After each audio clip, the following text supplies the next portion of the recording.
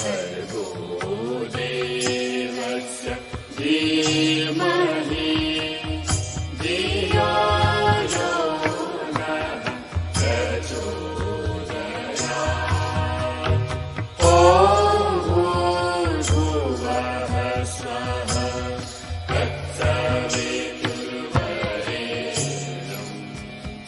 भर्गो देवस्य धीमहि धियो यो नः प्रचोदयात्।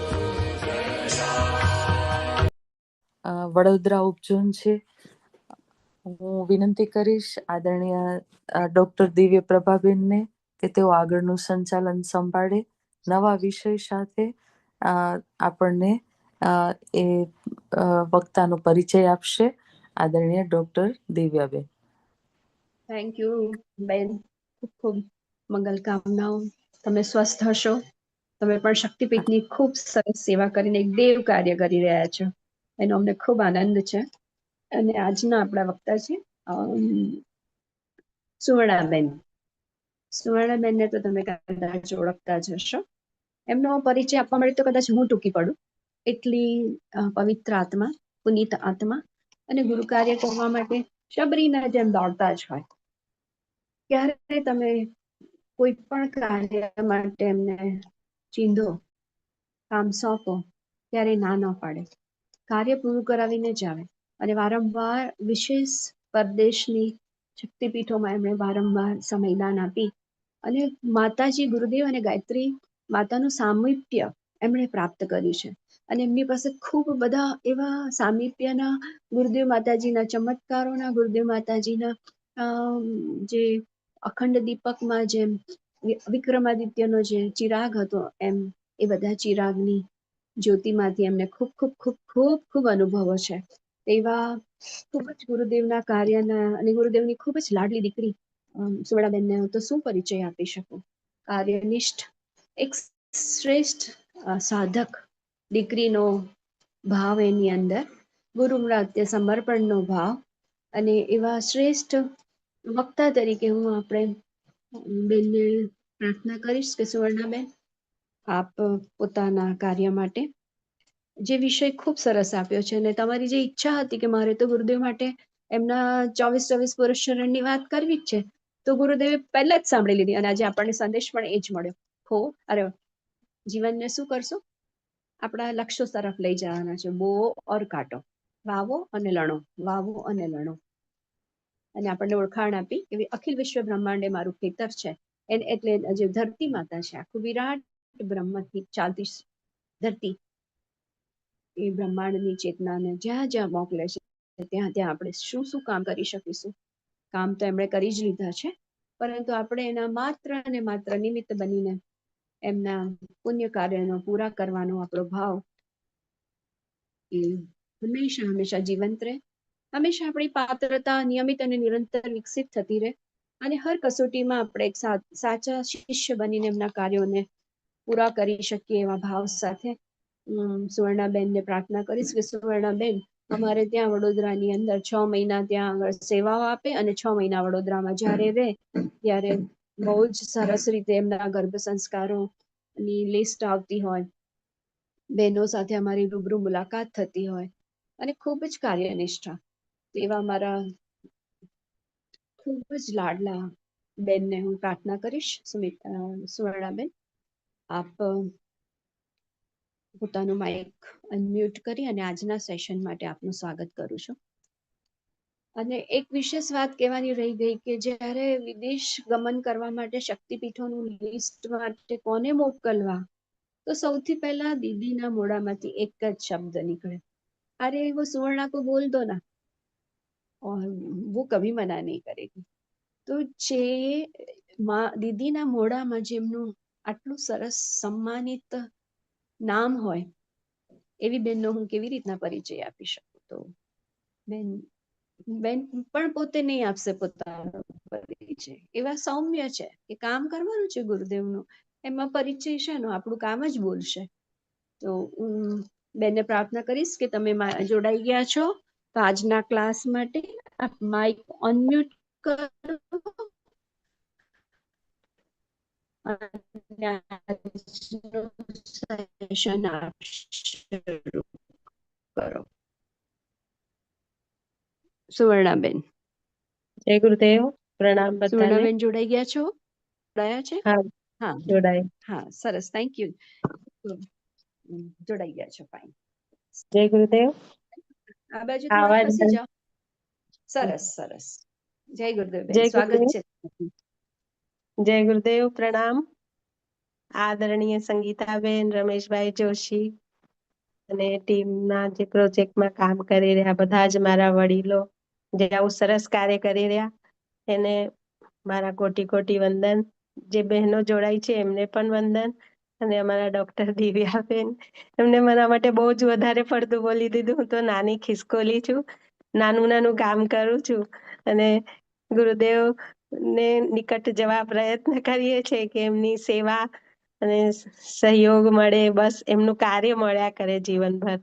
બસ એ જ ભાવના સાથે આજના વિષયની શરૂઆત કરતી. બધા વડીલો જે પણ કાર્ય કરી રહ્યા છે આવું શ્રેષ્ઠ, એમાં મને પણ આજે તમે બધાએ અવસર આપ્યું એના માટે હું હૃદય દિલથી બહુ જ આભાર વ્યક્ત કરું છું કે આવું સરસ અવસર મને મળ્યું છે. અને હવે વિષય તરફ જઈશું તો ગાયત્રી મંત્ર એકવાર બોલીશું. ઓમ ભૂર્ભુવઃ સ્વઃ તત્સવિતુર્વરેણ્યં ભર્ગો દેવસ્ય ધીમહિ ધિયો યો નઃ પ્રચોદયાત. માતાની પાઠશાલામાં બધી જ ગર્ભવતી બહેનોને મારા ખૂબ ખૂબ પ્યાર, ખૂબ ખૂબ વંદન. એ લોકો એટલા સમય કાઢીને અહીંયા આવ્યા. અને બહેનો, આજે આપણે શેના માટે મળ્યા છે? આજે આપણું વિષય શું છે? ગર્ભાવસ્થામાં દંપતી ને પાલન કરવામાં આવતા સત્સંકલ્પ, એ વિષય ઉપર આજે આપણે ચર્ચા કરીશું. એ ચર્ચા કરતા પહેલા આપણે ગુરુદેવ વિશે જાણી લઈએ. જે એ વિષયના સંસ્થાપક ગુરુદેવે જ આ મિશનની નીંવ રાખી અને માં ભગવતી માતાજીનું એમનું પૂરેપૂરું સહયોગ રહ્યો, જેથી એ મિશન સારી રીતે કાર્યરત થયું. ગુરુદેવ આખું જીવન લોક કલ્યાણ માટે જીવ્યા. એમનું એક જ સ્વપ્ન હતું, ધરતી પર સ્વર્ગ અને માનવમાં દેવત્વનું ઉદય. તેના માટે એમને પુરુષચંદ સાધના કરી અને પુરુષચંદ સાધનામાં ગાયને જો ખવડાવી. ગાયના છાણમાંથી જે જો આખા નીકળ્યા, ધોઈ સૂકવી દળી જવની રોટલી અને એ જ ગાયના દૂધના દહીંની મોળી છાશ. અને માતાજીએ પણ બાફેલી ભાજી ખાઈને 24 પુરુષચંદ કર્યા. અને એમનું આખું જીવન તપમાં, અને એમની એક જ ઈચ્છા હતી કે ધરતી પર સ્વર્ગનું અવતરણ. એ સ્વર્ગનું અવતરણ ક્યારે થાય કે આવનાર જે પેઢી છે, જે આપણે બધા આ કાર્ય કરી રહ્યા છે, તે જે પેઢી આવે એ સુસંસ્કૃત આવે, સમુન્નત આવે, સંસ્કારી આવે અને સારા માર્ગ પર ચાલનારી આવે. તે ક્યારે સંભવ છે? જ્યારે ગર્ભાવસ્થા દરમિયાન જ આવી નાની નાની વાતોની કાળજી લેવામાં આવે ત્યારે. અને એ પહેલા આપણે ગાયત્રી એટલે શું એનું પરિચય, કે ગાયત્રી એટલે શું? તો ગાયત્રી જ્યારે આપણે કરીએ તો ડોક્ટરથી સરખામણી કરીએ કે જ્યારે તાવ આવે, બીમાર થઈએ તો દવા લઈએ, તો જેને તાવ આવ્યો હોય એનું જ મટે. પણ ગાયત્રી જો એક પરિવારના 5 સદસ્ય સાથે રહેતા હોય અને ઘરના એક વ્યક્તિ પણ ગાયત્રી સારી રીતે કરતું હોય તો એનો લાભ આખા પરિવારને પ્રાપ્ત થાય અને એનું પ્રકાશ બધાને મળે જ છે. એ ગાયત્રી છે. એટલે ગાયત્રી માતા દરેકને વહેંચે છે અને સદજ્ઞાન અને સદભાવ પણ આપે છે. તો ગુરુદેવે 24 વર્ષનું 24 પુરુષચંદ કર્યું. 24 વર્ષ સુધી તપ કર્યા, 24 પુરુષચંદ કર્યા. ગાયત્રીના અક્ષર 24, ગાયત્રીના ઋષિ 24 છે, ગાયત્રીના સંત 24 છે, ગાયત્રીની શક્તિ 24 છે, 24 દેવતા છે અને 24 જ દેવીઓ છે. અને એ 24 જે શક્તિઓ છે એ આપણને આપણા જીવનમાં જે વસ્તુની ઉણપ હોય એ પ્રમાણે એ દેવી અથવા દેવતાઓને આપણે જ્યારે ભજવામાં આવે ત્યારે એ શક્તિ આપણને એ આપણી ખામીને પૂરી કરે છે. તો હું અત્યારે તો હું ખાલી નામ બોલી દઉં છું, પણ હું વોટ્સઅપ પર મૂકી આપીશ. દિવ્યાબેનને કહીશ તો એ કદાચ મૂકી હશે, મને તો ખબર નથી હજી બરાબર.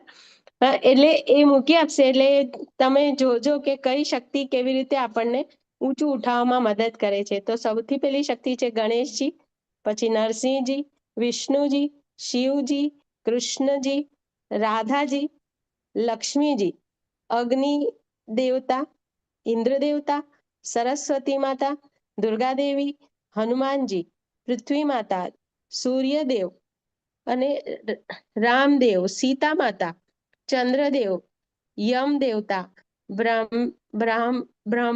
બ્રહ્મા દેવતા, વરુણ દેવતા, નારાયણ દેવતા, હયગ્રીવજી, હંસ અને તુલસીમાં.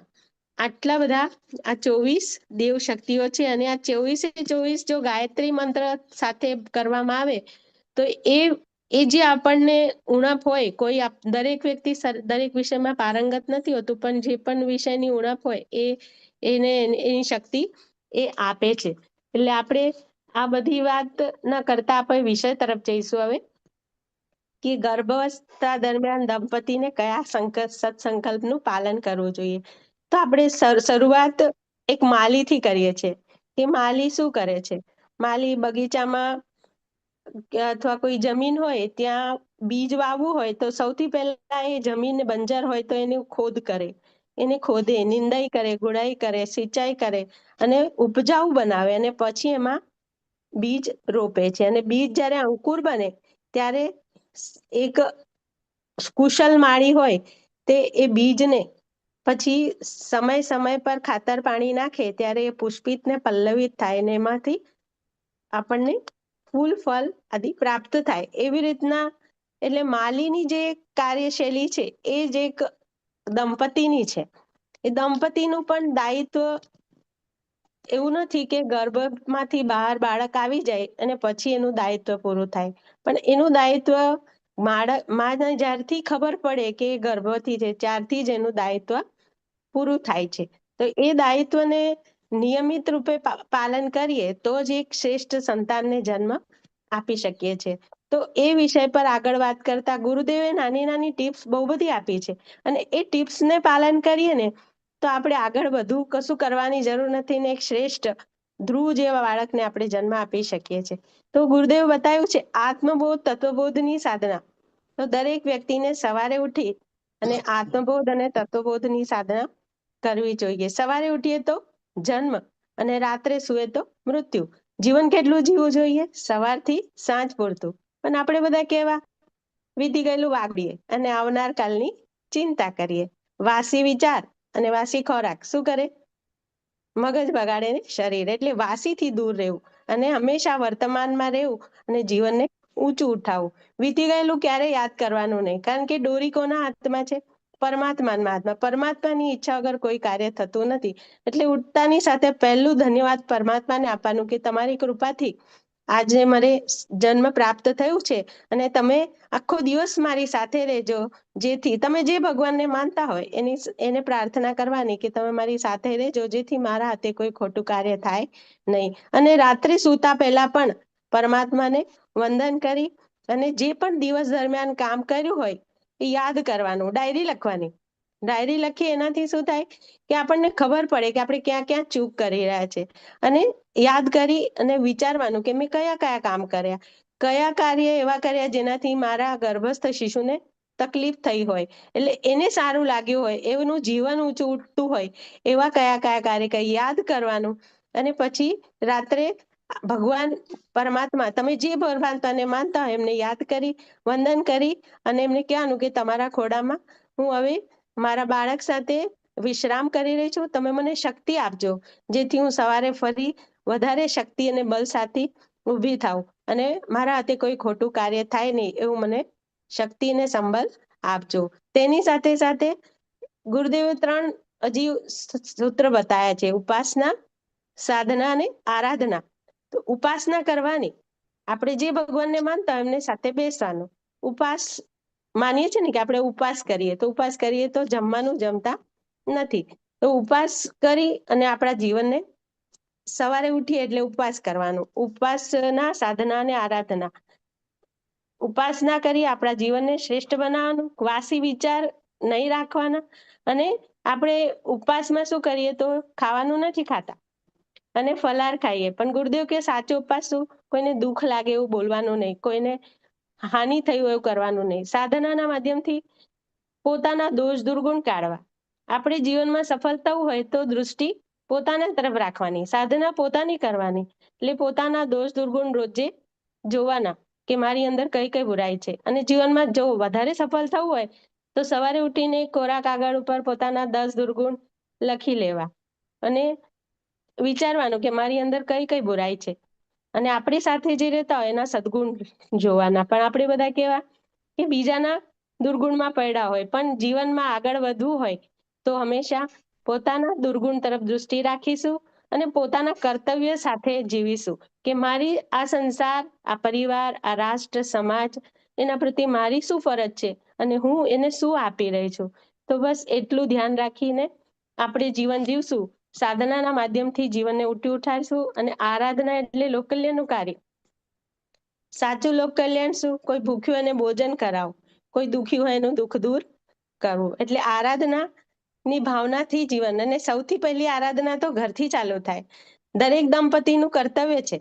પતિ પત્ની બંને સાથે રહેતા હોય તો જો પત્ની ખાવાનું બનાવતી હોય, 90% પતિ પત્ની આજકાલ વર્કિંગ હોય, તો પત્ની જ્યારે કામ કરતી હોય, રસોઈ બનાવતી હોય, તો ભાઈ એ ફ્રીજના બોટલ ભરી દેવા, નાનું મોટું આમ તેમ સામાન ગોઠવવાનું હોય, કપડા ઇસ્ત્રીમાં આપવાનું. આ નાની મોટી એટલે આરાધના શરૂઆત ઘરથી થાય. ઘરમાં આપણે હળી મળીને કામ કરીશું તો ઘરનું વાતાવરણ સૌમ્ય અને મધુર રહેશે. અને પછી છે વાણી, વર્તન અને વ્યવહાર. તો દંપતીને પોતાની વાણી, વર્તન, વ્યવહાર પણ જ્યારે ગર્ભસ્થ દંપતી હોય તો એમને વાણી એમની પવિત્ર બોલ કે એવી એસી વાણી બોલીએ મન કા અપાક હોય, ઓરણ કો શીતલ કરે આપે. એટલી વાણી પવિત્ર રાખવાની. વર્તન પણ શુદ્ધ અને પવિત્ર. કોઈની જોડે દુઃખ લાગે એવું વર્તન કરવાનું. કોઈની સાથે વ્યવહાર કરતા પહેલા વિચારવાનું કે આવું વર્તન મારી સાથે થાય તો શું થાય. એટલે વાણી, વર્તન અને વ્યવહાર શુદ્ધ અને પવિત્ર રાખીશું. એની સાથે ગર્ભસ્થ માતાને આહાર, વિહાર અને ચિંતન પણ શ્રેષ્ઠ. આહાર એકદમ સાત્વિક ખાવાનું. આપણને મન જરૂર થાય કે આપણે પીઝા ખાઈએ, બર્ગર ખાઈએ, પણ એ બધી વસ્તુ બાળક માટે કદાચ હાનિકારક હોઈ શકે છે. એટલે આપણે યોગ્ય ડોક્ટરની સલાહ લઈ અને પ્રોટીન, વિટામિનથી ભરપૂર, આયર્નથી ભરપૂર સારા એવા સાત્વિક ખોરાક ખાઈશું, જેથી આપણું બાળક સારી રીતે એનું શારીરિક અને માનસિક બંને વિકાસ થાય. અને ક્રિયા, વિચાર અને ભાવના. દિવસ દરમિયાન આપણે કોઈ પણ કાર્ય કરતા હોય, એ કાર્યમાં આપણા ક્રિયા કેવી કરી રહ્યા છે અને એ ક્રિયા કરતી વખતે આપણા વિચાર કેવા છે અને ભાવ કેવા છે. જો ત્રણેય પવિત્ર હોય તો સોનામાં સુગંધ જેવું છે. એટલે વિચાર, ક્રિયા અને ભાવના ત્રણેયને પવિત્ર રાખીશું તો ક્યારે પણ આપણા જીવનમાં આપણે એ કાર્યમાં સારી રીતે સફળ થઈશું કે આપણું બાળક જે છે એ શ્રેષ્ઠ બાળક બની શકે. તો ડાયરી લેખન અને દૈનિક દિનચર્યાનું ફોર્મ પણ આપણે રોજે ભરીશું. આપણે પાઠશાલામાં આવીએ ત્યારે પણ નાની મોટી જે પણ એવું જરૂર લાગે એવી ઇન્ફોર્મેશનને આપણે લખવાનું પણ રાખીશું. હવે નાના થોડા ઉદાહરણ છે જેના માધ્યમથી ખબર પડે કે જીવનમાં જો પ્રયત્ન કરીએ તો અવશ્ય આપણને સફળતા. તો એક રાજા હતા, એ 3 દીકરીઓ હતી એમની, અને 2 દીકરીઓ ખૂબ સુંદર હતી અને એક દીકરી બહુ જ કુરૂપ હતી. પણ એ એક દીકરી જે કુરૂપ હતી ને, બધા એને જ બહુ વાલ કરતા હતા. તો બંને દીકરીઓને બહુ દુઃખ થાય કે અમે આટલા બધા સારા છે પણ અમને કોઈ બોલાવતું નથી.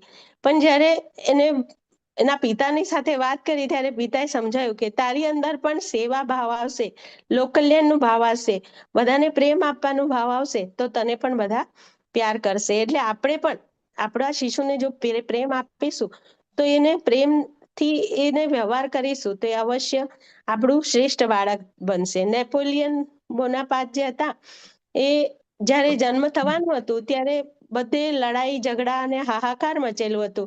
ત્યારે એના માતાએ સંકલ્પ કરેલું કે મારે એવો બાળક જોઈએ જે શૂરવીર બને. તો એ સંકલ્પના માધ્યમથી એને પોતાના બાળકને શૂરવીર વીર યોદ્ધા બનાવ્યું. ગાંધીજી જ્યારે ભણતા હતા ત્યારે સ્કૂલે રોજે જતા, પણ એમને રમવાનું બિલકુલ શોખ નહોતું. પણ એ સ્કૂલમાં એક રમવાનું પીરિયડ હતું એટલે એ રમવા એમને જવું પડ્યું. એ ગયા પણ વરસાદ પડતું હતું એટલે ટાઈમ પર ના પહોંચી શક્યા. તો એમના ટીચરે એમને કીધું કે તું આજે સમયસર નથી આવ્યું એટલે તને આજે એક આના જુર્માના ભરવું પડશે. તો ગાંધીજી રડવા માંડ્યા. તો જ્યારે એના શિક્ષકે જોયું કે રડે છે એટલે પૂછ્યું તું કેમ રડે છે? તો કીધું કે તારા પપ્પા પાસે તો બહુ પૈસા છે, તને શું વાંધો છે એ કાનાજોરમાં? તો કે મને પૈસા આપવામાં વાંધો નથી, પણ તમે મને જૂઠું સાબિત કર્યું છે. એટલે જૂઠથી દૂર, આપણે પણ જૂઠથી દૂર રહીશું તો આપણું બાળક પણ એનાથી શીખવાને સમજવાની કોશિશ કરશે. કૌરવ પાંડવનું પણ કદાચ બધાને ખબર છે કે 100 કૌરવ હતા એને 5 પાંડવ હતા, પણ એ કૌરવની સામે પાંડવ એ ભારે પડ્યા અને 5 પાંડવે એ લોકોને હરાવ્યા. એટલે સગર રાજાની 2 પત્નીઓ હતી અને એક પત્ની હતી જેના 100 પુત્રની ઈચ્છા હતી, પણ એને 100 પુત્રની ઈચ્છા રાખી તો કેટલા બધા પુત્રો એના ઉદંડ હતા, શેતાન હતા, આલસી હતા, એકબીજાને ખરાબ વ્યવહાર કરતા હતા. પણ બીજી પત્ની એને ખાલી એક જ ભાવ હતું કે મારે 100 નહીં પણ એક પુત્ર એવો જોઈએ જે સમાજમાં શ્રેષ્ઠ બને. તો એ શ્રેષ્ઠ બની અને પોતાનું અને પોતાના કુળનું નામ રોશન કર્યું. લવકુશની વાતે કદાચ આપણને ખબર હશે કે લવકુશનું જ્યારે જન્મ થયો ત્યારે સીતા માતા ઋષિના આશ્રમમાં રહેતા હતા અને આશ્રમમાં લઈ અને એ લોકોને ધર્મ, સંસ્કૃતિ અને યુદ્ધમાં પારંગત કર્યા, જેથી એમના ચાચા અને પિતા બંનેને યુદ્ધમાં એમને પરાસ્ત કર્યા અને વિજય પ્રાપ્ત કરી. એવી રીતે વ્યાસ ઋષિ હતા, વ્યાસજી, એમને એવું મનમાં ભાવ જાગ્યું કે મારે પણ મારા જીવનને અંત સમયમાં મારે પણ મારી આત્માના ઉદ્ધાર માટે અને મારે છેલ્લા સમયમાં મારું પિંડદાન કોણ કરશે? તો એમને બાળકને જન્મ આપ્યું અને શુકદેવજી હતા. એ શુકદેવજી 12 વર્ષના થઈ ગયા ત્યાર સુધી એ ગર્ભમાં જ રહ્યા. ત્યારે વ્યાસજી એમને પૂછ્યું કે તું હજી સુધી બહાર કેમ નથી આવતો? ત્યારે એમણે કીધું કે તમે તમારા સ્વાર્થ માટે મને બહાર લાવી રહ્યા છો, પણ તમે તમારી સ્વાર્થ ભાવના કાઢવાની કેમ? કે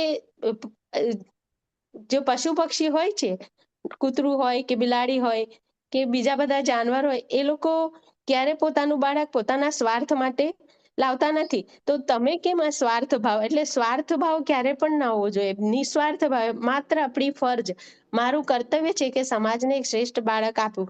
પછી બાળક પાસે અપેક્ષા, આશાઓ ના રાખવી. એ ઈચ્છાથી એનું આપણું પાલન પોષણ કરે કે આપણું સાર સંભાળ કરે, એ એની ઈચ્છાની વાત છે. એવી રીતે શાંતાનુ રાજા હતા અને ગંગાજીના પુત્ર ભીષ્મ પિતામહ હતા. એમની પ્રતિજ્ઞા તો આપણને ખબર છે કે એમની પ્રતિજ્ઞા એટલી અટલ હતી કે જીવનભર એમને લગ્ન ન કર્યા અને આખા પરિવારને છત્રછાયા આપીને આખા પરિવારનું સંચાલન કર્યું. જીજાબાઈ એ પણ બહુ જ વીર હતી અને એને શિવાજી જેવા બાળકને જન્મ આપ્યું, જે વાઘ, શેર જેવા શેર જોડે પણ યુદ્ધ લડી શક્યા. અભિમન્યુએ ચક્રુની રચના કરી અને માતાના ગર્ભ અભિમન્યુ જે હતા એ માતાને ગર્ભમાં હતા અને ત્યારે એમના પિતા અર્જુન અને સુભદ્રા માતાને જ્યારે ચક્રીઓની રચના શીખવાડતા હતા તો એ ચક્રીઓની રચના શીખતા શીખતા માતા સૂઈ ગયા. એ સૂઈ ગયા એટલે શું થયું કે એમને છેલ્લા કોઠા અભિમન્યુને ખબર ના પડી ચક્રીઓની રચનાનું, તો એ બહાર ના નીકળી શક્યા. એવી રીતે એનું અહીંયા એ જ આપણને સમજણ પડે છે કે આ બધા સિદ્ધાંતો, આ બધા દ્રષ્ટાંતોમાં એ જ ખબર પડે છે કે માતા જેટલી એક્ટિવ હશે, જેટલી ધ્યાન ચોક્કસ હશે, એટલું જ એનું બાળક શ્રેષ્ઠ અને સમાજમાં આગળ આવશે. એવી રીતે રામુ ભેડિયાની વાતે કદાચ બધાને ખબર હશે કે એક મનુષ્યનો બાળક હતો અને એને ભેડિયા ઉચકીને લઈ ગયેલો અને એ ભેડિયું જ્યારે ઉચકીને એને લઈ ગયો તો એ ભેડિયા જોડે રહી અને ભેડિયાની જેમ જ ખાતો હતો, પીતો હતો, બોલતો હતો અને ભેડિયાની જેમ જ જમ્પિંગ કરતો હતો. એનું બધું વાણી, વર્તન, વ્યવહાર ભેડિયાની જેમ હતો. એટલે વાતાવરણની અસર બાળક પર થાય જ છે.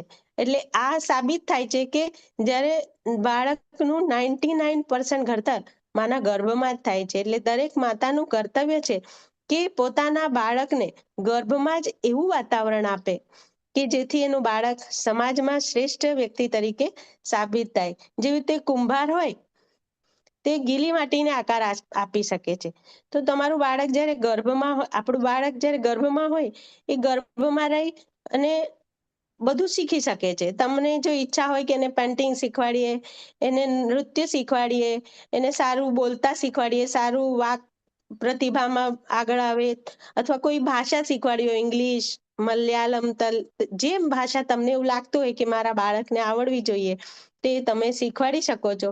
પણ તમે ત્યારે એ ભાષાનું ગર્ભમસ્થા દરમિયાન અધ્યયન કરશો તો બહાર આવ્યા પછી થોડુંક પ્રયત્ન કરશું તો એ બાળક એને શીખી શકશે. એટલે બાળકને જે પણ આકાર આપવો હોય, જે પણ બનાવવું હોય, તમારી ઈચ્છા હોય કે ડોક્ટર બને, વકીલ બને, એન્જિનિયર બને, સમાજનું શ્રેષ્ઠ વ્યક્તિ બને, તો એ બધા માટે આપણે જો પહેલેથી પ્રયત્નશીલ રહીએ તો અવશ્ય આપણું બાળક પણ સમાજમાં શ્રેષ્ઠ વ્યક્તિ તરીકે સાબિત થાય. હવે થોડુંક આપણે વિષયની હજી નજીક જઈએ અને ગીતાજીમાં પણ લખ્યું છે કે જ્યારે આપણને કોઈ શુભ ઈચ્છા થાય અને એ શુભ ઈચ્છા સાથે આપણે જ્યારે સંકલ્પ જોડી દઈએ તો એ સંકલ્પમાં દેવી પ્રયોજન બની જાય છે અને એમાં બ્રહ્માંડની સમસ્ત શક્તિઓનો આશીર્વાદ આપણને પ્રાપ્ત થાય છે. તો સંકલ્પમાં બહુ શક્તિ છે અને સંકલ્પ સાથે કોઈ પણ કાર્ય કરીએ તો આપણને અવશ્ય સફળતા મળે છે. એટલે અહીંયા બેસેલા, અહીંયા જે પણ આવ્યા છે ગર્ભસ્થ માતા, એમને બધાને, દંપતીને એવું સંકલ્પ કરવો જોઈએ કે અમે લોકો પણ સમાજમાં એક શ્રેષ્ઠ બાળક આપીશું જે રાષ્ટ્ર અને સમાજનું નામ રોશન કરે, પરિવારનું નામ રોશન કરે. તો સૌથી પહેલા સંકલ્પ એટલે શું? સંકલ્પ એટલે કોઈ પણ પ્રતિજ્ઞા સાથે કોઈ કાર્ય કરવું. તો એક નાનું દ્રષ્ટાંત છે કે એક બેન હતા, એ બહુ ભક્તિભાવ વાળા હતા. તો એ રોજે સવારે નિયમિત પૂજા પાઠ કરે અને પછી દિવસની શરૂઆત કરે. તો એમનો એક બાળક હતો, એને કીધું કે બેટા તારે પણ સવારે ઉઠીને કઈ સંકલ્પ લઈ લે, સવારે સૂર્યને જલ ચડાવવાનું. પણ આજના બાળકો બહુ સાંભળે નહીં, એટલે એને શું કીધું કે સારું માં, તું કે છે ને કે હું સંકલ્પ લઉં, તો એક સંકલ્પ લઉં છું કે સામેના ઘરમાં એક ટાલિયા કાકા રહે છે ને, એમની ટાલ જોઈને હું જમીશ.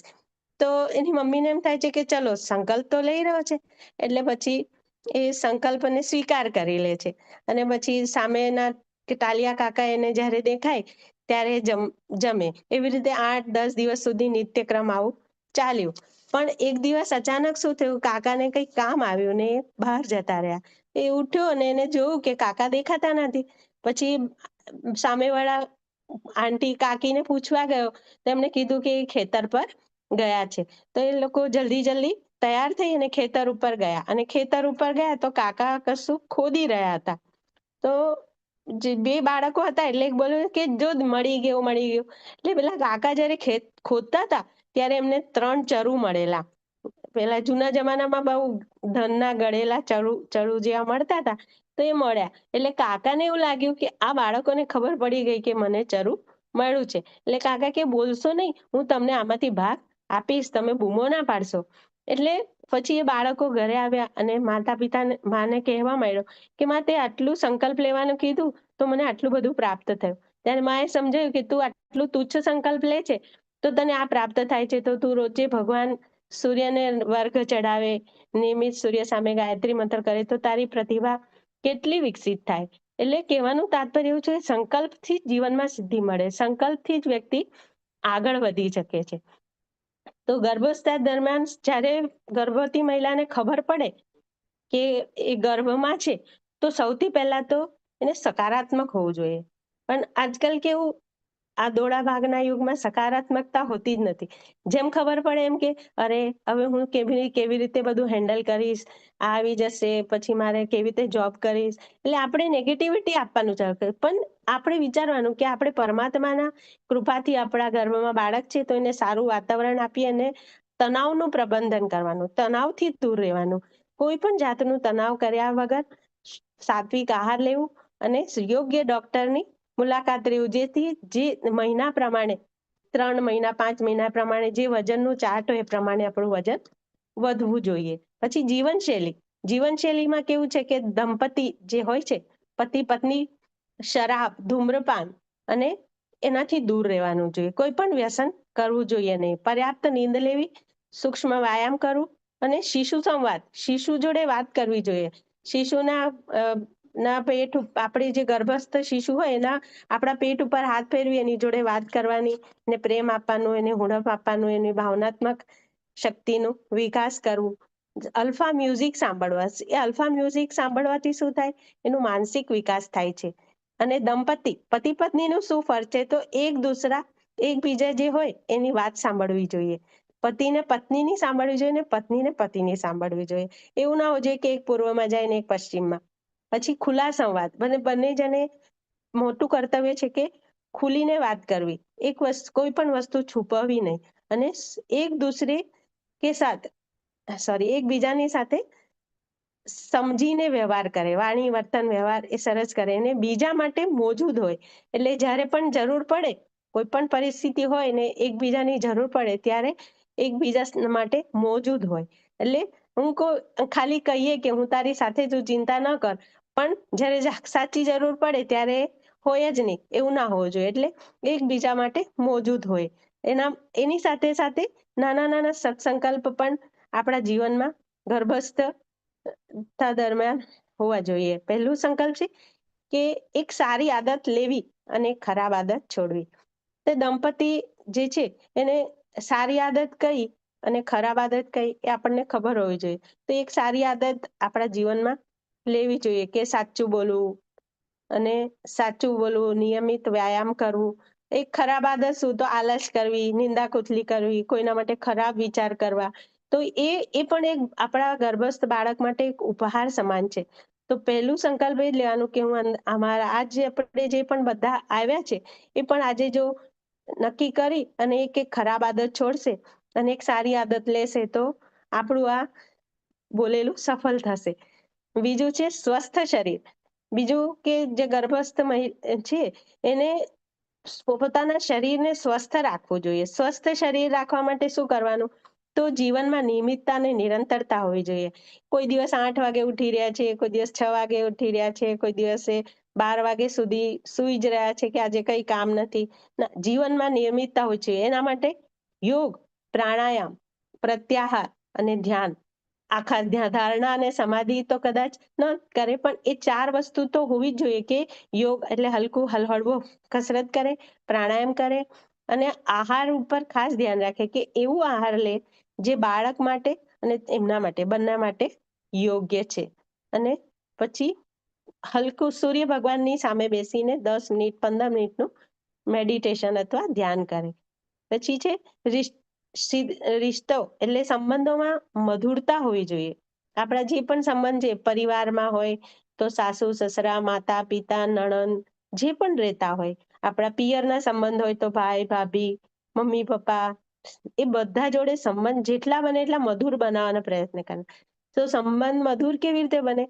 તો એના માટે એક જ છે કે આપણી ફરજ દરેક સંબંધોમાં રાખવી.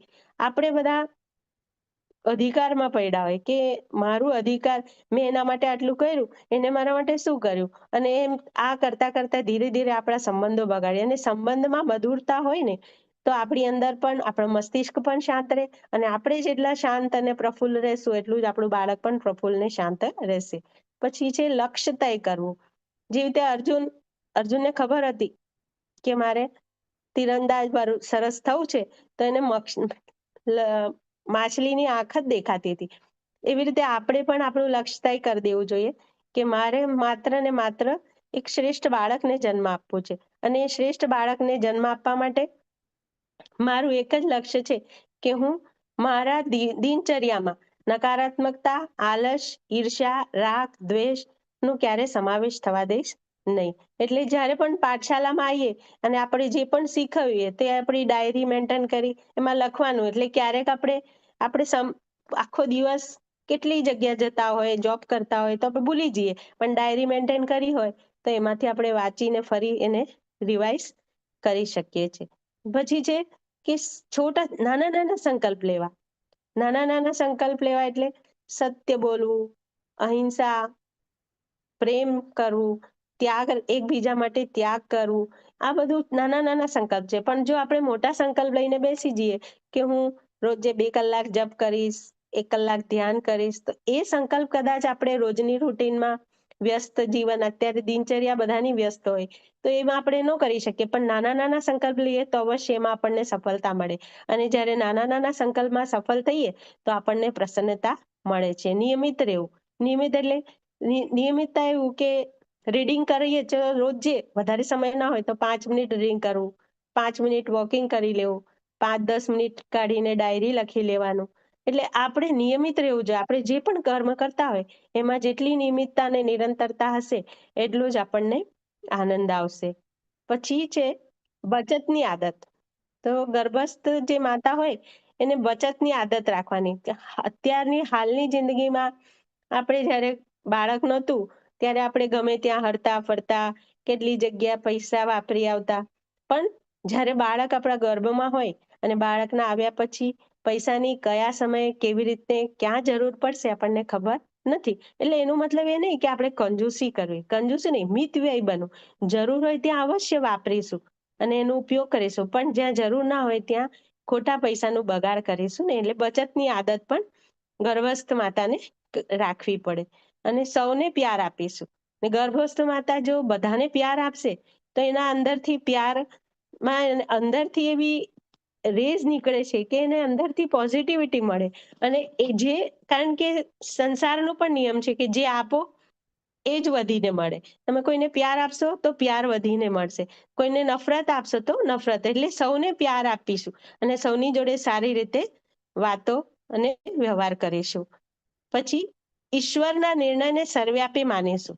ઈશ્વર જે કરી રહ્યા છે એ સારું જ કરી રહ્યા છે અને એનો નિર્ણય આપણે સર્વવ્યાપી માનીશું અને શિરોધાર્ય કરીશું અને ઈશ્વરની ઉપર શ્રદ્ધા, સમર્પણ અને વિશ્વાસ રાખીશું.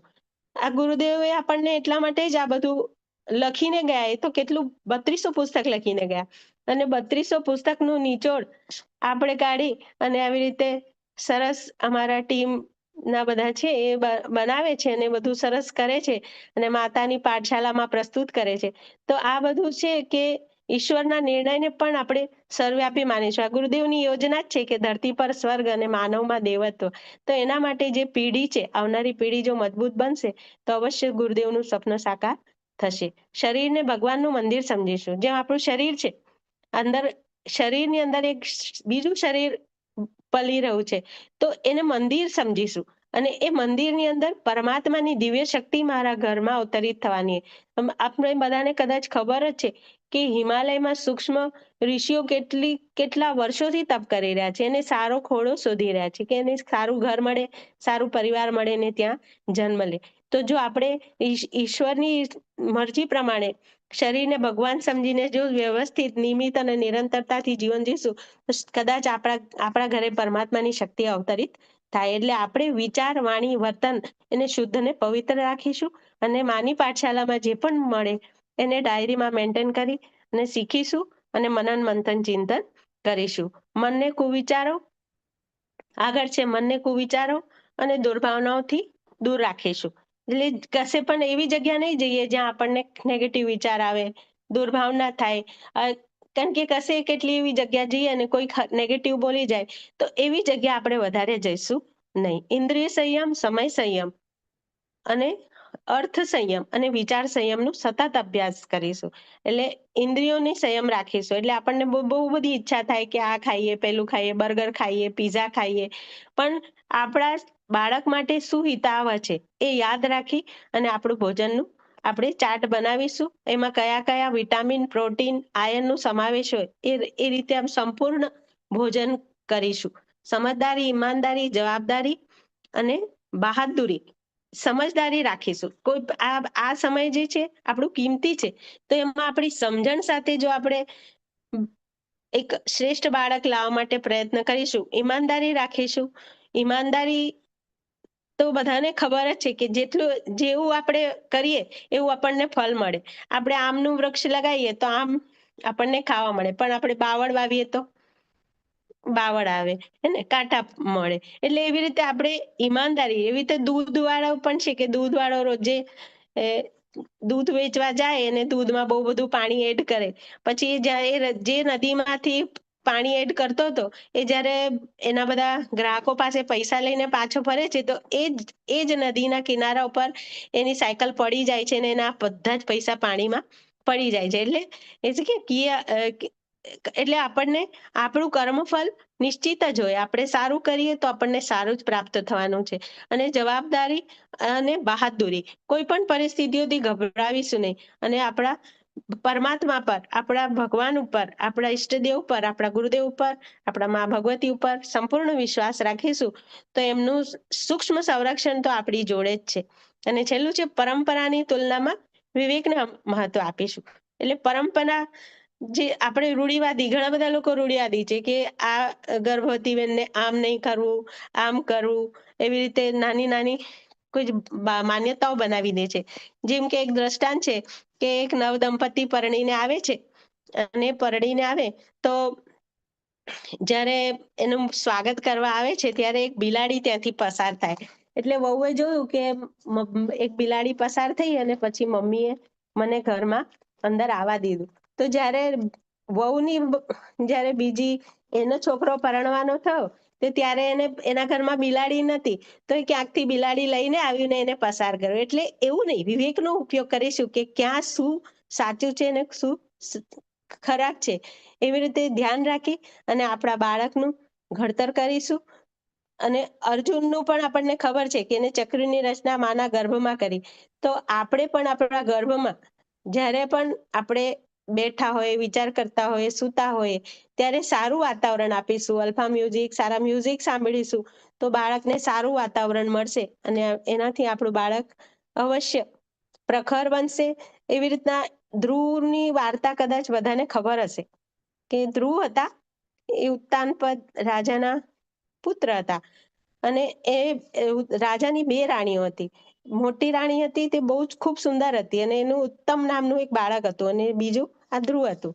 તો એ બહુ નાનો હતો ત્યારથી જ એ જોતો હતો કે એના પિતાજી એને અવહેલના કરે, માનું તિરસ્કાર કરે, એને બહુ દુઃખ થતું. એક દિવસ એના પિતાજી બગીચામાં બેઠા હતા અને પેલો ઉત્તાનપાદ એમના ખોળામાં બેઠો ને રમાડતા હતા, વાતો કરતા હતા. તો એની ઈચ્છા થઈ કે આજે લાવને હું પણ પિતાજીના ખોળામાં જઈને બેસું અને વાતો કરું.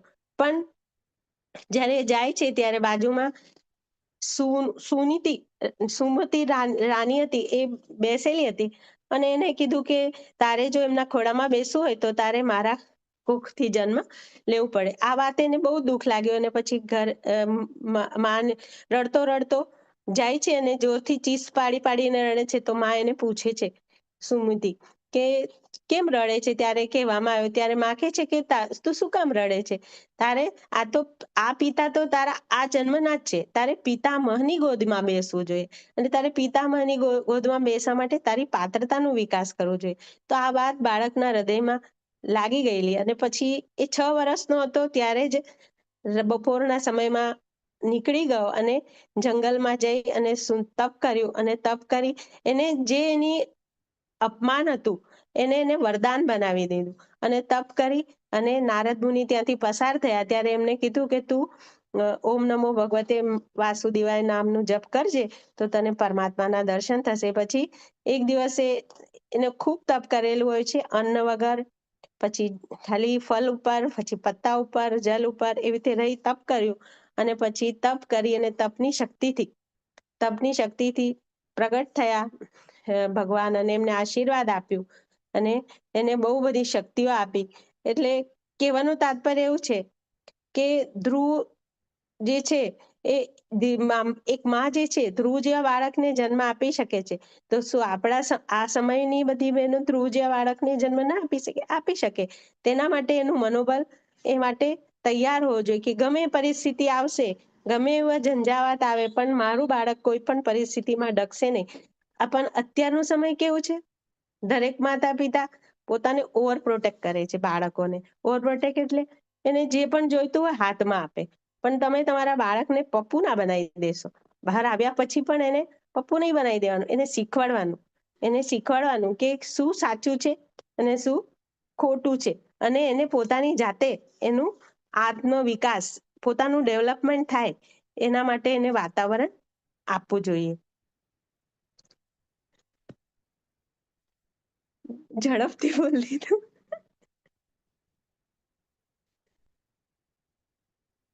તો આપણે પણ અત્યારે સમયમાં કેવું ચાલી રહ્યું છે કે આપણની અંદર અજ્ઞાનતા પણ છે, આસક્તિઓ છે ને અભાવ પણ છે. અજ્ઞાનતા એટલે આપણને કોઈ પણ લેટેસ્ટ વસ્તુ આપણા ઘરમાં લાવ્યા હોય, સોફા લાવ્યા હોય, ટીવી લાવ્યા હોય, ફ્રીજ લાવ્યા હોય અથવા સાડી લાવ્યા હોય, કોઈ પણ વસ્તુ લાવ્યા હોય, હવે આજે લાવ્યા અને અઠવાડિયું કે મહિનામાં આપણે કોકની ઘરે ગયા હોય ને તો એના કરતા સારા ડિઝાઇન આપણે જ્યારે જોઈએ તો એટ ધ ટાઈમ આપણને તરત જ થઈ જાય, અરે આના કરતા આ લીધી હોત તો સારું થાત. અને એ વસ્તુ શું કરે, આપણને દુઃખ આપે, આપણને અશાંત બનાવે.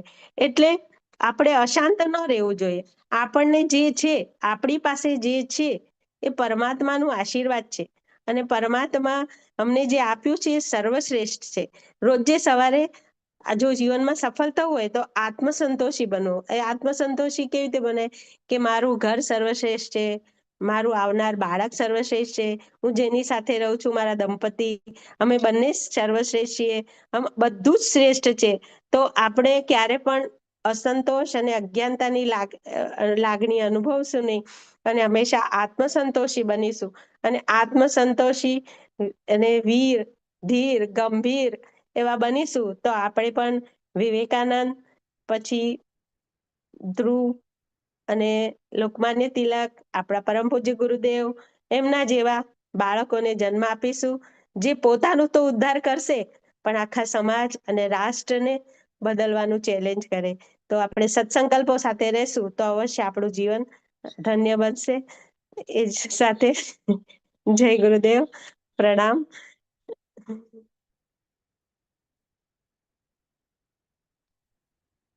સંભળાતું નહીં? હજી છે આપણી પાસે અડધો કલાક. સરસ સરસ આટલી બધી વાર્તાઓ છે, કહો ને. આજે આપણી પાસે અડધો કલાક છે. હજી તો 5 જ વાગ્યા છે, 5:30 સુધી ક્લાસ લેવાનો છે. પાણી પી લે.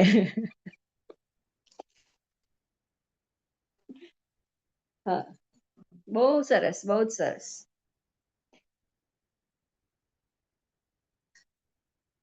મને નથી સંભળાતું.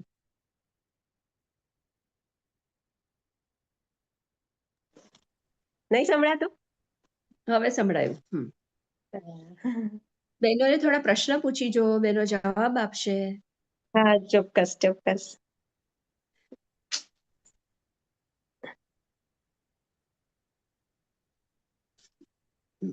બેન બોર થઈ ગયા હોય તો તમને જે કંઈ કરાવવું હોય કરાવો. સૂક્ષ્મ વ્યાયામ કરાવીએ બહેનોને, હે ને? યસ.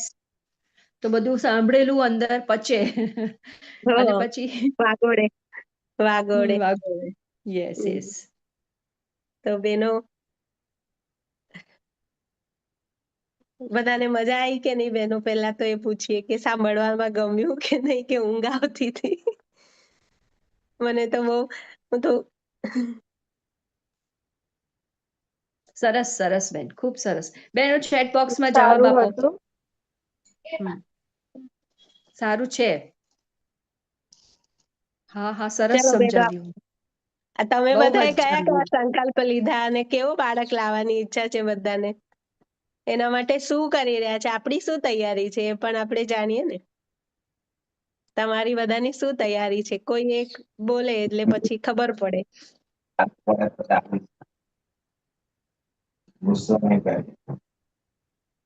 હા, અરે વાહ, 100. સરસ. એ તો સૌથી સારું. ગુસ્સાથી જ બધું શરૂઆત થાય. પછી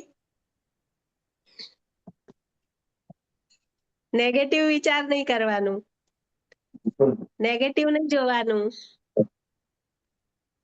કોઈ શું સંકલ્પ લાઈક આજે? નિંદા નહીં કરવાની અને જુઠ્ઠું નહીં બોલવાનું. સરસ સરસ. પછી એમને પ્રશ્ન નિંદાથી પૂછ કે દૂર ક્યારે રહેવાનું. વારો આવે કે જુઠ્ઠું બોલ, હવે સાચું બોલીશ તો તકલીફ થશે, જુઠ્ઠું બોલું તો પાપ લાગશે, તો વચ્ચેનો કયો રસ્તો અપનાવશો? નહીં બોલવાનું. મારે એવું જ થતું હતું. હું લોકો જોડે વાતો કરવા જતી હતી તો મારાથી ગોસિપ થઈ જતી હતી. તો હવે મેં બધાને ફોન કરીને વાતો કરવાનું જ બંધ કરી દીધું છે. Very good. કેમ કે બેબી સાંભળે એને અસર થાય એની, એને પણ પછી ગોસિપ કરવાનું ગમે. હા, એટલે પછી રસ્તો વચલો કે ભાઈ વાત કરશું તો ગોસિપ થશે ને. એ એક છે ને, એક સપોઝ દ્રષ્ટાંત કે એક ઋષિ હા હતા, એ જપ કરતા હતા. તો એક ગાય ત્યાંથી પસાર થઈ અને શોધતા શોધતા આવ્યા. ત્યારે ગાય ક્યાં ગઈ એમ કીધું તો ઋષિને લાગ્યું જો સાચો રસ્તો બતાવીશ તો એ ગાયને મારી નાખશે. એટલે એને વચ્ચેનો રસ્તો કાઢ્યો. એટલે આપણે પણ વચ્ચેનો રસ્તો કાઢીને છટકી જવાનું, બરાબર ને? એટલે આપણે જોવાનું કે કઈ સારું છે, અને એ પ્રમાણે પછી કોઈની જાન બચતી હોય ત્યારે કદાચ જૂઠું બોલવું પડે, તો બોલવાનું, પણ સારા કાર્ય માટે જૂઠું બોલીએ તો ભગવાન પણ માફ કરે. પણ આપણે દૈનિક જીવનમાં આવું બધું ચલાવતા હોય તો એ બાળક પર ખરાબ અસર કરે. અને અત્યારે તો આપણી ગાડી ક્યાં છે? પ્લેટફોર્મ પર ઉભેલી છે, બરાબર ને? અને જ્યારે આપણે 9 મહિના પૂરા થશે એટલે ગાડી પ્લેટફોર્મ પરથી ઉતરી જશે, એટલે બાળક આવી જશે. એટલે જે શીખવાડવું હોય અત્યારે આપણું જે સમય છે સોના કરતા મોંઘું છે, એ સમયમાં આપણે ખાસ ધ્યાન રાખવાનું કે આપણે કેવી રીતે બાળકને સારું વાતાવરણ આપી શકીએ છીએ. એટલે ખાસ ધ્યાન રાખવાનું. અને બીજું ખાસ એક ધ્યાન રાખવાનું કે પતિ પત્ની બંને એકબીજાનું અપોઝિટ નહીં જવાનું. મોટા ભાગે દરેક ઘરોમાં હમણાં એવું જોવામાં આવે છે કે ભાઈ બીજું બોલે, બેન બીજું, એટલે બંને એક ઉત્તર ને એક દક્ષિણમાં જતા. એવું નહીં, બાળક પછી એમાં કન્ફ્યુઝ થાય કે મમ્મી કે છે એ સાચું છે કે પપ્પા કે છે એ સાચું છે. એટલે તમારા સંકલ્પો થોડા બતાવો. હનુમાન ચાલીસા સરસ. હેલ્ધી ફૂડ ખાવાનું, સારા વિચારો હમ કરવાના, સારા પુસ્તકો વાંચવાના. હમ ખુલ્લી ખૂબ હવામાં સરસ. ફરવા જવાનું. સરસ સરસ. બીજું? ગુસ્સો નહીં કરવાનો. સારા પુસ્તકોનું વાંચો છો કે નહીં? કયા કયા પુસ્તકો વાંચો છો? વીણા ફ્લૂટ સાંભળવાનું. હા, ફ્લૂટ સાંભળવાનું, અલ્ફા મ્યુઝિક, હા, વીણા સાંભળવાની. બાંસળી, વીણા, જલતરંગ. ના, સોફ્ટ મ્યુઝિક. શ્રીમદ આત્મબોધ કેટલા ભાગવત. કરે છે? નાદીઓ કેટલા કરે છે? શિવપુરાણ વાંચું છું. અરે બહુ જ વાહ. સરસ. એમાંથી વાંચીને પછી ડાયરીમાં લખો છો બેટા?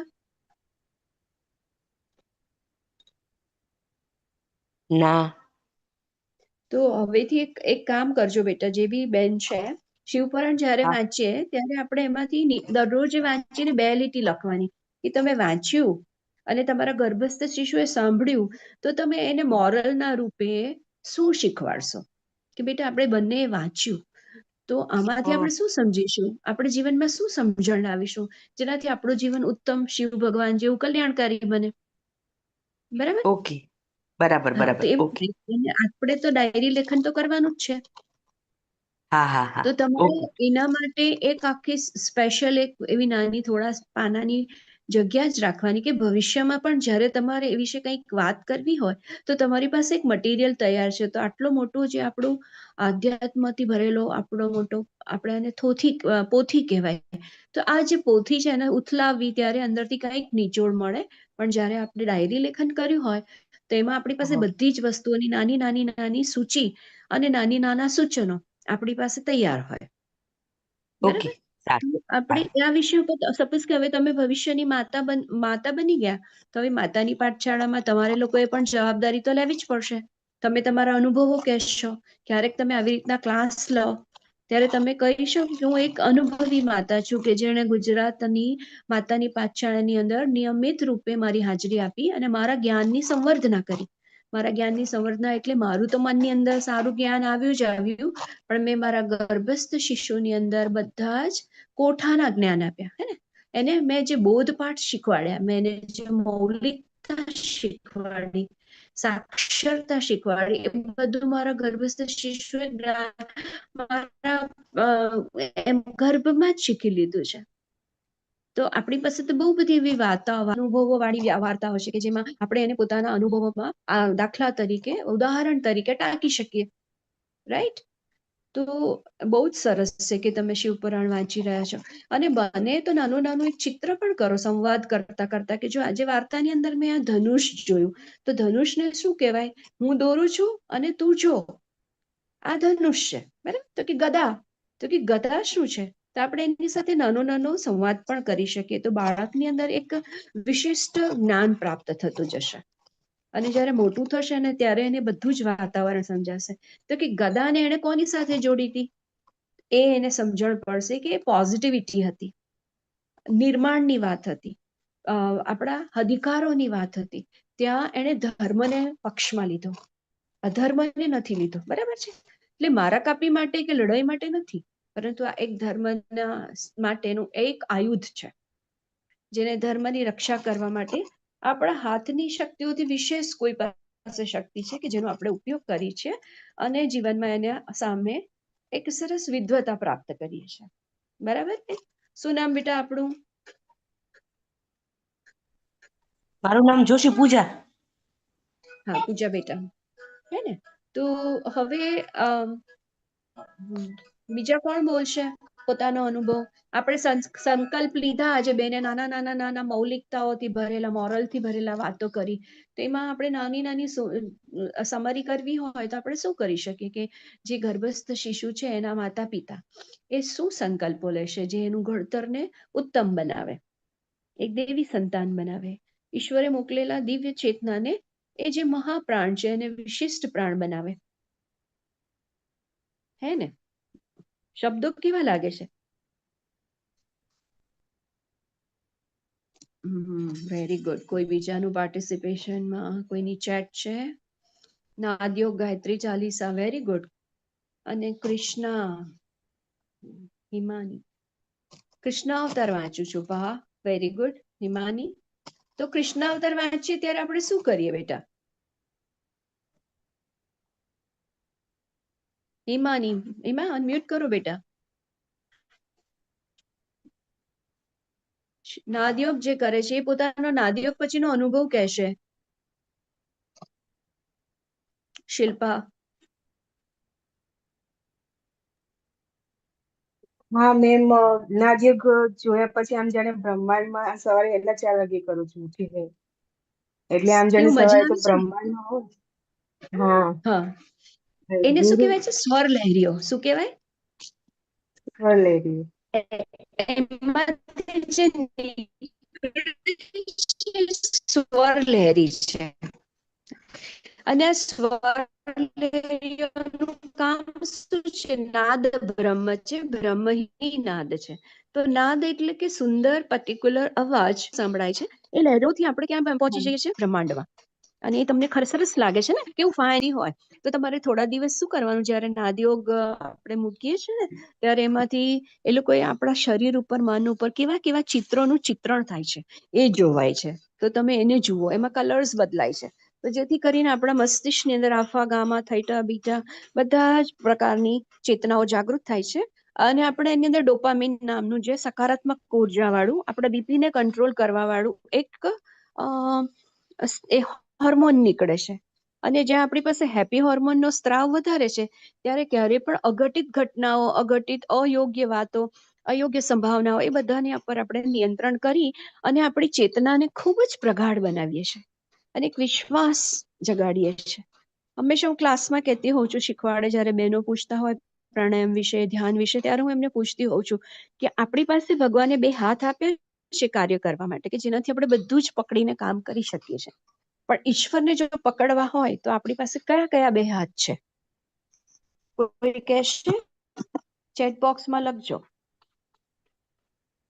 ભગવાનને પકડવા હોય તો આપણી પાસે ભગવાને સૌથી પહેલા 2 એવા લાંબા મોટા હાથ આપ્યા છે કે જેનું અંતર આપણી ભાવનાઓ ઉપર છે. અને તમે જેટલા જ વિસ્તાર કરવો હોય કરી શકો છો. તો એ કયા હોઈ શકે? આત્મા તો ચેતના છે, એ આપણું સિમ કાર્ડ છે બેટા. અને સિમ કાર્ડને જ્યારે આપણે ઓપરેટ કરીએ છીએ બેટરીથી ત્યારે ચેતના બને છે અને પરફોર્મ કરે છે.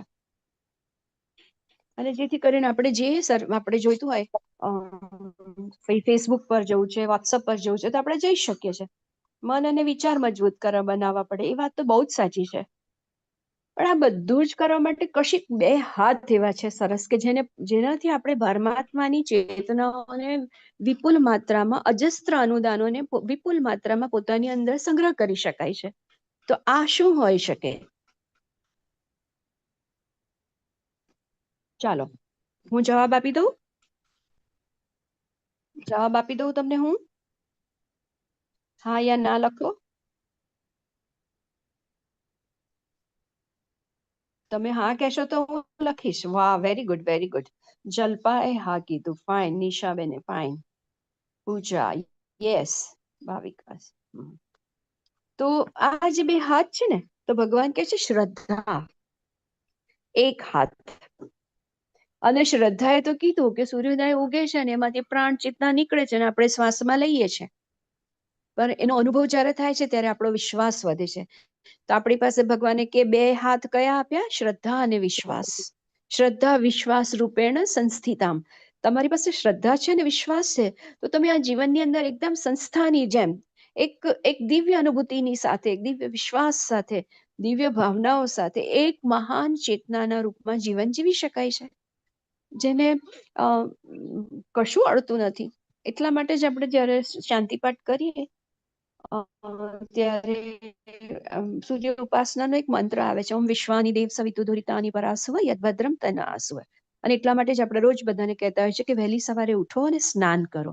તો એ કેમ કરવું જોઈએ? તો કે જળમાં રાત્રિકાળ દરમિયાન ચંદ્રમાની ચાંદનીમાંથી વિશ્વા નામનું એક વીજ તત્વ, ઇલેક્ટ્રોમેગ્નેટિક ફિલ્ડ ડેવલપ થાય છે. અને આ જે વિશ્વા તત્વ છે એ પાણીની અંદર ખૂબ જ વિપુલ માત્રામાં એબ્ઝોર્બ થઈ જાય છે, એની અંદર પચી જાય છે, હે ને. અને જ્યારે આ પાણીનો આપણે જુદી જુદી જગ્યા પર ઉપયોગ કરીએ છીએ ત્યારે એના પરિણામ આપણને પ્રાપ્ત થાય છે. એટલા માટે જ્યારે વહેલી સવારે નાહીએ છીએ ત્યારે આપણા રોમ રોમ દ્વારા વાળના છેદની અંદરથી આ પ્રાણ ઉર્જા આખા શરીરની અંદર શ્વાસોશ્વાસ સાથે લોહીના ભ્રમણ સાથે પહોંચી જાય છે. અને જ્યારે બધી જ શક્તિઓ ભેગી થઈ જાય છે એક જગ્યા પર ત્યારે એક ચેતના, એક વિશ્વાસ, એક શ્રદ્ધા, આત્મબળ, મનોબળ અને શરીર બળની વૃદ્ધિ થાય છે. એટલા માટે જ સવારે આપણે ધ્યાન કરીએ કે આપણે સવારે ધ્યાન કરવું જોઈએ. અને ધ્યાનના માધ્યમથી આ જે નેગેટિવ આયન્સ છે વિશ્વ નામના તત્વ દ્વારા આપણને પ્રાપ્ત થાય છે. એટલા માટે જ આપણે ભગવાનને પ્રાર્થના કરી છે વિશ્વાની દેવ. એનો અર્થ એવો થાય છે કે સૂર્યદેવ, મારી અંદર જેટલા પણ દોષ દુર્ગુણો છે એ બધાને તમે દૂર કરી અને મને તમારા જેવું ઓજ, તેજ અને વર્ચસ્વ વાળું જીવન આપો. મારી અંદર શ્રેષ્ઠ બુદ્ધિ આપો, હે ને. બુદ્ધિમાં વિવેક આપો, વિવેકમાં પ્રજ્ઞા આપો, જેના સાહસથી હું મારું જીવન જીવી શકું. એટલા માટે આપણને વિશ્વાની દેવ, એ વિશ્વના દેવ, એની અંદરના વિશ્વ નામના તત્વ દ્વારા મને એટલું બધું નિડરતા આપો, એટલું બધું મને વિશ્વાસ આપો, મને શ્રદ્ધા આપો, આ મારા બે હાથ તમને સ્પર્શ કરે અને મારું જીવન જીવી શકાય. તો શ્રદ્ધા વિશ્વાસ રૂપેણ આપણું જીવન આપણે જીવી શકીએ. સમજાયું બધાને? સારું લાગ્યું? આપણા બે હાથ હા, સમજાયું, સારું લાગ્યું. પિક્ચરમાં કે છે, સારું લાગ્યું? ડાયરીમાં લખજો, ઓકે? ને ક્યારે પણ કોઈ કશું કે ત્યારે કહેજો કે કેમ આપણને ભગવાન સૂર્યની પ્રાર્થના કરવી જોઈએ. તો કે એમાંથી નીકળતા તરંગો આપણા મન, બુદ્ધિ, ચિત્ત, શરીર, આત્મા અને પ્રાણ અને આપણા સાતે ચક્રોની અંદર એવી સુવ્યવસ્થા કરી દેશે. અને જેમ બેને ઉદાહરણ આપ્યું કે ઘરમાં કોઈ એક વ્યક્તિ ગાયત્રી કરતું હોય તો એનો ફાયદો બધાને જ પ્રાપ્ત થાય છે. તો સૂર્યનું એક કિરણ આપણી અંદર આવે છે અને બધા જ અંગવયોને તુષ્ટિ, પુષ્ટિ અને સંતુષ્ટિનો આનંદ આપે છે. તો આ તો રહી આપણા જીવનની અંદર નવા નવા મૂલ્યોને ધ્યાનમાં લેવા અને જીવનને ઉત્કૃષ્ટ બનાવવું. આપણા આવાવાળા સંતાનને ઈશ્વરના ચરણોમાં મૂકી અને આપણે કેટલું ગદગદ થઈ શકાય એટલો આનંદનો અનુભવ કરી શકીએ. એ જ ભાવાનુભૂતિ આપણે પોતાને જ લેવાની છે. એ ક્યાંથી મળતી નથી, આપણા અંદર જ આપણે કેળવવાની હોય છે. તો આપણે બેનને કાંઈ બીજું કશું કેવું હોય, એક્સરસાઇઝ કરાવવી હોય તો નાની નાની એક્સરસાઇઝ કરાવી દો સ્વર્ણાબેન. વ્યાયામ કરીશું. 15 મિનિટ છે. અને કોઈને આવી રીતે આપણી આજે આંગળીઓને મારો પહેલો દિવસ છે માતાની પાઠશાળા, પણ ખૂબ આનંદ થયો છે. ડોક્ટર નિશાબેનને ખૂબ ખૂબ ધન્યવાદ. હંમેશા જોડાતા રહેજો બેન. સોમ, મંગળ, બુધ, ગુરુ આપણી પાસે એક્ટિવિટી હોય છે. જેમણે તમને જોડ્યા છે એમને કહેજો, તમને લિંક આપશે. અને એક્ટિવિટીમાં આપણે આપણા બાળકના વિવિધ મલ્ટિપલ ઇન્ટેલિજન્સને ડેવલપ કરવા માટે બહેનો ખૂબ પુરુષાર્થ કરીને જાત જાતની એક્ટિવિટી, જાત જાતના જ્ઞાન આપણને આપે છે. અને જેના દ્વારા આપણે આપણા બાળકને સર્વાંગી વિકાસ પુષ્ટ, તુષ્ટ અને સંતુષ્ટ જ્ઞાનથી ભરી દઈએ છીએ. તો ચોક્કસ જોડાજો બેનો. અને શુક્ર અને શનિ આવી રીતના આપણી માતાની પાઠશાળા હોય છે 1.5 કલાકની. તો બેન નાની નાની એક્સરસાઇઝ કરાવી બધાના મલ્ટિપલ ઇન્ટેલિજન્સને ડેવલપ કરો અને જે કંઈ થાક લાગ્યો હોય આ કથા દ્વારા તે થાક ઉતારી આપો. બધા હાથ સીધા રાખીશું અને પછી આંગળીઓને આવી રીતે કોલ બંધ કરીશું. માં કથાનો ક્યારેય થાક નથી લાગતો. કથાનો સરસ થાક સરસ, થેન્ક યુ. આવી રીતે ગોલ ગોલ ફેરવીશું. પછી આમ નથી લાગતું ને થાક તો પછી એક્સરસાઇઝ નહીં કરતા આપણે. તમે કરજો હળવું સૂક્ષ્મ વ્યાયામ, બરાબર. અને ગાયત્રી જે છે ને ડોક્ટરની જેમ છે. જ્યારે આપણે બીમાર થઈએ ને તો ડોક્ટર રોગને મારે છે, રોગીને નથી મારતો. એવી રીતે આપણે ગાયત્રી કરીએ ને તો ગાયત્રી આપણી અંદર પડેલી ખરાબીને બાળે છે. ખરાબીને બાળીને ભસ્મ કરે. એટલે આપણે જ્યારે નિયમિત ગાયત્રી મંત્ર કરીએ તો આપણે ખરાબ વાતાવરણથી દૂર જ રહીએ. આપણે ખરાબી પાસે આકર્ષીએ પણ નહીં અને આપણને સારું જ વાતાવરણ જોવાનું ને રહેવાનું ગમે. એ ખાસ તમને કહેવાનું હતું કે નિયમિત થાય એટલા, અને એવું વિચારતા નહીં કેટલા કે મને અમારાથી ગાયત્રી ના થાય. દરેક વ્યક્તિ ગાયત્રી મંત્ર કરી શકે છે, કારણ કે ગાયત્રી મંત્ર આપણને જન્મો જન્મના કર્મોને ધોઈ અને પરમાત્માને સુધી આપણને પહોંચાડે છે. અને 84 લાખ યોનિમાં જ્યારે જીવ ફરે ત્યારે જ એને મનુષ્યનો દેહ મળે છે. અને આ દેહને શુદ્ધ કરવા માટે આ મનુષ્યનો અવતાર જ છે, કારણ કે 84 લાખ યોનિમાં જે પણ કર્મ કર્યા હોય એની શુદ્ધિ ખાલી મનુષ્યના દેહથી જ થઈ શકે. કારણ કે કેટલા પશુ પક્ષી ફરે છે પણ એ લોકોને ખબર નથી કે આવી રીતે કર્મોની શુદ્ધિ માટે કંઈક સાધના તપ કરાય. એટલે કર્મની શુદ્ધિ માટે આ એક અનમોલ અવસર છે આપણા માટે. તો ખાસ નાનું મોટું તપ કરીશું, જેથી ગર્ભમાં બાળક હોય ને એ પણ એ મંત્રના પ્રભાવથી એના જન્મમાં પણ બધા કર્મોની શુદ્ધિ થાય ને જ્યારે બહાર આવે ત્યારે શ્રેષ્ઠ સંતાનના રૂપે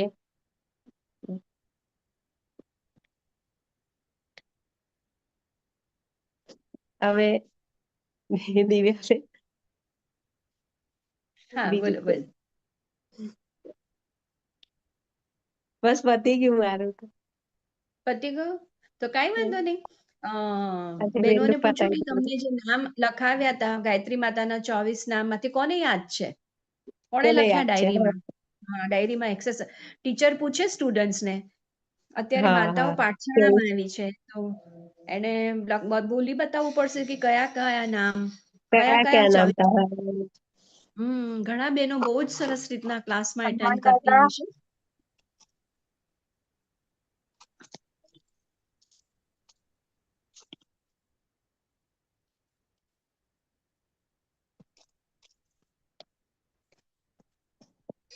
બોલો યાદ છે બહેનો. બધાને 24 નામ?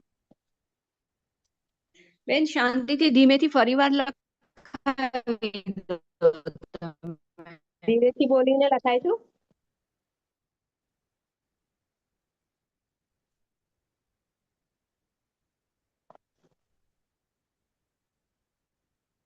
સૂર્ય ભગવાન, અચ્છા, થોડા થોડા યાદ છે.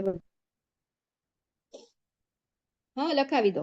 પૂછો, લખવું છે બહેનોને?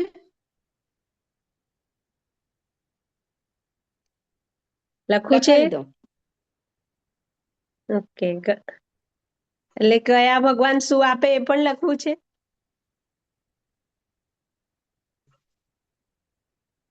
આપણી પાસે છે બેન 10 મિનિટ, લખાવી દો. બે ગુણ લખાવી દો. હા, પહેલું છે. બધાને લખવું છે. લખવું છે ને? હા.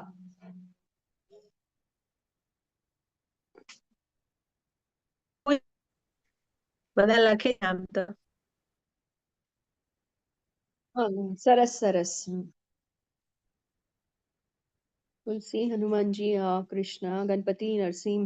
ચલો, થોડું થોડું યાદ તો છે બહેનોને. સરસ સરસ, ગ્રાસ્પિંગ પાવર સારો છે. ચલો બેન, આપણી પાસે 10 મિનિટ છે, લખાવી દો. એટલે શું થાય, એ લોકો લખી દે પોતાની ડાયરીમાં. ધીમેથી બોલજો. yes, yes, yes. રોગ અને આક્રમણ. Very good. હા, લખવું છે. ચલો લખાવો બેન.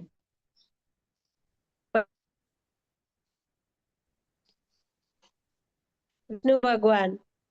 સમ્માનિત ભાષાનો ઉપયોગ કર્યો તો ખૂબ સારું લાગે.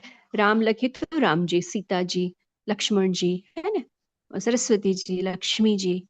ખાલી આપણે લક્ષ્મીજીને લક્ષ્મી નથી બોલતા, કારણ કે પૈસાની ખૂબ જરૂર, એટલે બધા લક્ષ્મી નથી બોલતા, લક્ષ્મીજી લક્ષ્મીજી લક્ષ્મીજી.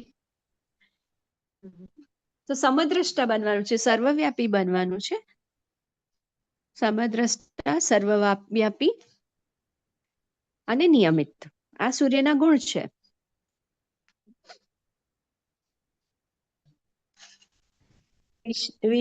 લખાવી દો, લખાવી દો. લખાવું ને? હા, લખાવી દો.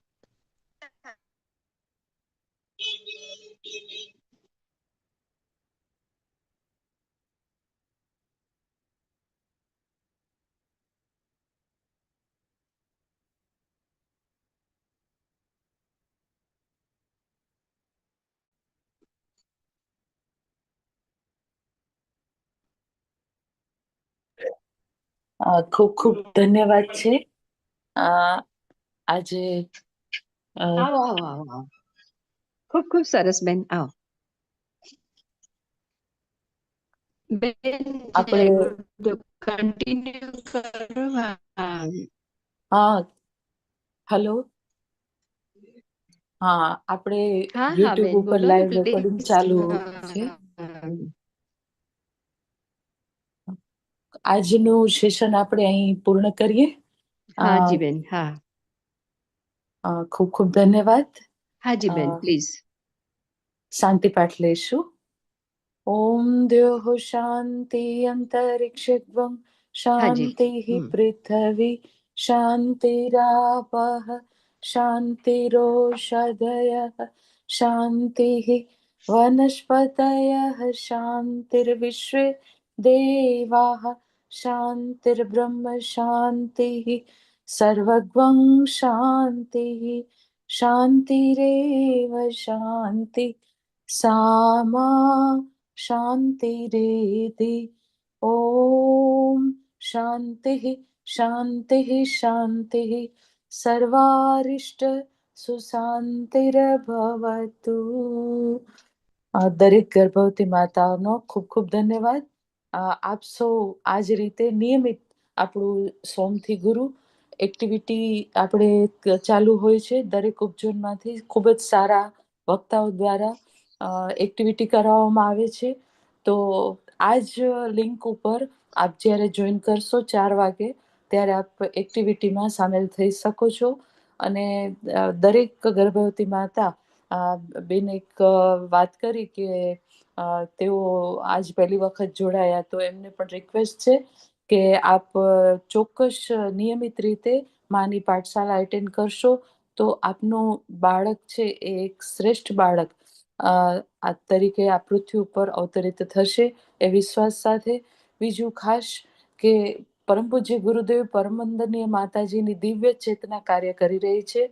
અખિલ વિશ્વ ગાયત્રી પરિવાર દ્વારા જે ગુજરાતની માતાની પાઠશાળા ચાલી રહી છે, એમાં ખૂબ જ સરસ સફળતા મળી રહી છે.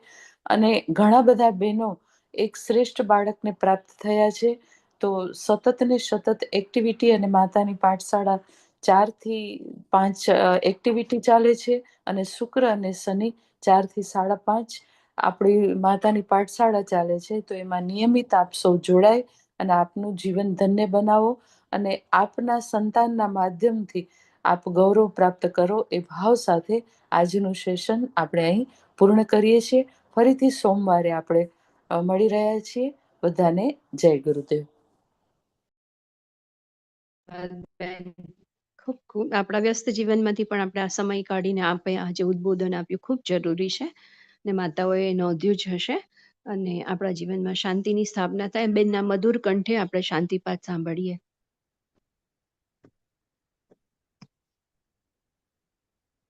સંગીતાબેનના મધુર કંઠે.